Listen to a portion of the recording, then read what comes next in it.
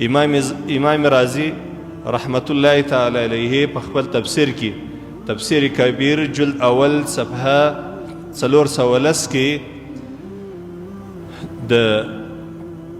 د علم په فضائلو کې دغه حدیث شریف راخستی دی. دا صحابي مبارک ته چې رسول الله صلی الله علیه وسلم وایي چې در ټولو اوفق او خوندور عمل هغه علم دی، په علم باندې ځان مشغوله که. نو دی هلته لیکي فلو کان شیء افضل من العلم، که چیرې در علم ماسیه وای یو بل داسې څه وای چې د الله د نبی صلی الله علیه وسلم په نیز باندې ډېر خوندور وای، فایدهمن وای، نو خامخا به حضرت نبی کریم صلی الله علیه وسلم و دې صحابي مبارک ته هغه څه ورښولی وای. فلو كان شيء أفضل من العلم لأمره النبي صلى الله عليه وسلم به في ذلك الوقت. خامخا نبی کریم صلی الله علیه وسلم و دغه صحابي مبارک ته دا ورښولی وای. د حضرت عبدالله ابن عمر رضی الله عنه سره روایت دی أن رسول الله صلى الله عليه وسلم مر بمجلسين في مسجده. رسول کریم صلی الله علیه وسلم یو وخت له خپله کوره سره ووتی او د رسول کریم صلی الله علیه وسلم په مسجد کې دوې ډلې د صحابه کرامو ناست وه. یوه ډله د صحابه کرامو د الله تبارک وتعالی په ذکر باندې مشغوله وه، د دعا په کولو باندې مشغوله وه، د الله تبارک وتعالی څخه یې دعاوې غوښتې، د الله تبارک وتعالی ذکر یې کوي. او یوه ډله د صحابه کرامو هغه بیا د علم په زده کړه باندې مشغوله وه، د الله تبارک وتعالی دین یې زده کوي، په ځان یې د الله په دین باندې خبروي، د قرآن عظیم شان آیاتونه، د رسول کریم صلی الله علیه وسلم احادیث، په دغه مذاکره یا تذکره د دین باندې دی مشغوله ول. کله چې رسول کریم صلی الله علیه وسلم راووتی نو د الله رسول صلی الله علیه وسلم د هغو صحابه کرامو سره کښېنستی چې کومه صحابه کرامو د الله دین زده کوي. حدیث شریف کې راځي ان رسول الله صلی الله علیه وسلم مر بمجلسین فی مسجده.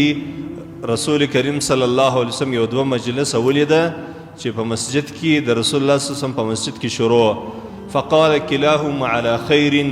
د الله رسول صلی الله علیه وسلم دواړه د خیر مجلسونه دي، یعنی هر ډله د صحابه کرامو چې په هر مجلس اخته دي، خو دواړه مجلسونه د خیر مجلسونه دي. و احدهما افضل من صاحبه.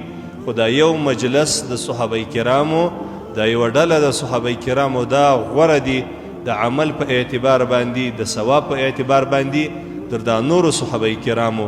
اما هؤلاء فيدعون الله ويرغبون إليه فإن شاء أعطاهم وإن شاء منعهم. دا یو ډله صحابه کرامو خدا دی د الله تبارک وتعالی څخه دعاوې غواړي او د الله تبارک وتعالی په ذکر باندې په دعاو باندې مشغوله دي.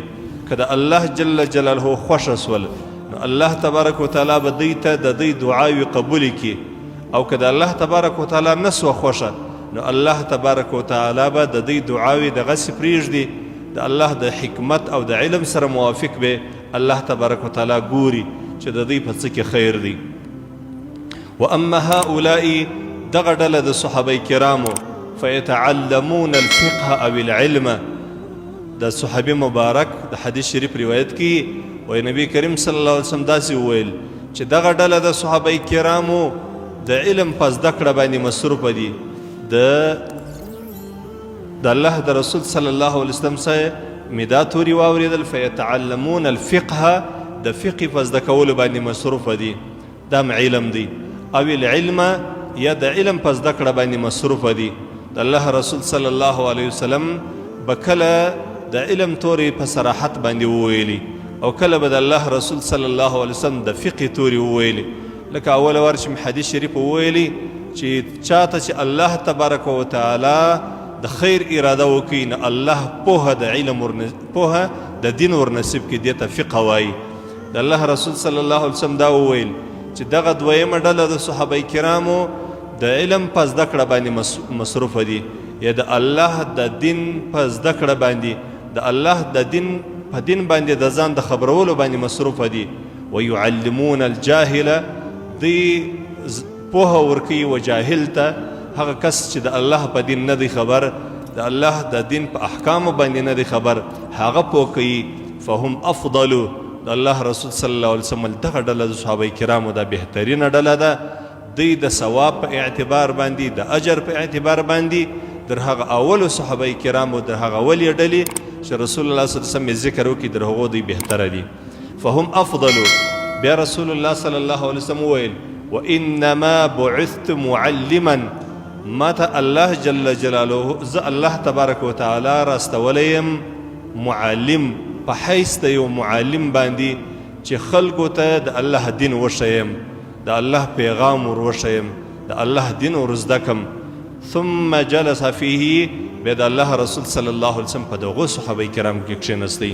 زما ورونو دوستانو، د الله د دین زده کول دا پر هر مؤمن باندې لازمه ده، او د الله د دین په زده کړه کې چې څونه اجر او ثواب دی، دا په نفلو کې د اجر نسته، دا په صدقه کې د اجر نسته، دا د خیر په نورو کارو کې د اجر نسته. دا اجر، د عظیم اجر د الله تبارک وتعالی د الله د دین په زده کړه کې ایښی دی. نو هر مؤمن مسلمان باید چې دا کوشش وکړي چې کله هم دی علما پیدا کړي، چې کله هم دی مشایخ وویني، صرف او صرف په دغه نیت دی ورسره کښېني چې الله تبارک وتعالی به د دغه عالم، د دغه شیخ الحدیث له خولې به الله تبارک وتعالی یو څو کلمات راوباسي، دغه کلمات به زما دپاره د خیر سبب سي. دغه عالم د خولې به الله جل جلاله یو څو خبرې راوباسي، د دغو خبرو په اورېدلو باندې به کېدلی سي الله جل جلاله زما د ژوند مسیر بدل کړي، د حق ولارې ته به الله متوجه کړي، د حق لاره به الله را نصیب کړي. ګوري د الله رسول صلی الله علیه وسلم دې ته ضرورت نه درلودی چې د الله رسول صلی الله علیه وسلم د یو چا و مجلس ته ورغلی وای، د دې دپاره چې زه به په دې مجلس کې ځان ته یو فایده حاصله کړم. د الله رسول صلی الله علیه وسلم الله جل جلاله په ټولو کمالاتو باندې نازولی و. د الله رسول صلی الله علیه وسلم ته الله پوره علم ورکړی و. د الله رسول صلی الله علیه وسلم اخلاق و آداب دا ټوله پوره وه، لیکن بیا هم د الله رسول صلی الله علیه وسلم هغه مجلس د صحابه کرامو خوښوي چې په هغه مجلس کې د الله دین بیانیږي، د الله د رسول صلی الله علیه وسلم حدیث بیانیږي، د الله قرآن بیانیږي. نو ما او تا خو ډېر کمزوري یو، زموږ د دغې معاشرې خلک خو ډېر کمزوري دي، ډېر زیات یې و دې ته ضرورت دی چې دوی د علم په مجلس کې کښېني، د علماو په مجلس کې کښېني، په هغه مجلس کې کښېني چې هغه د علم تذکره په هغه کې کېږي. الله تبارک وتعالی دې موږ ته محبت د خپل دین را نصیب کړي چې کله د انسان په زړه کې د الله د دین محبت پیدا سي، د قرآن محبت پیدا سي، د احادیثو محبت پیدا سي، بیا به هغه انسان خپله رغبت او شوق بیددي چې دی د الله دین زده کړي او د الله جل جلاله د احکامو د زده کړې دپاره به بیا خپله دی وخت پیدا کوي، خپله به په زړه کې دا محبت وي چې زه به یو داسې مجلس ته ځم چې هلته د الله دین زده کړم.